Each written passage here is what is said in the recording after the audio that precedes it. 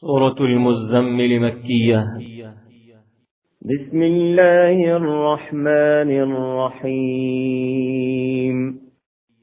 يا أيها المزمل قم الليل إلا قليلا نصفه أو انقص منه قليلا أو زد عليه ورتل القرآن ترتيلا إنا سنلقي عليك قولا ثقيلا إن ناشئة الليل هي أشد وطئا وأقوم قيلا إن لك في النهار سبحا طويلا واذكر اسم ربك وتبتل إليه تبتيلا رب المشرق والمغرب لا إله إلا هو فاتخذه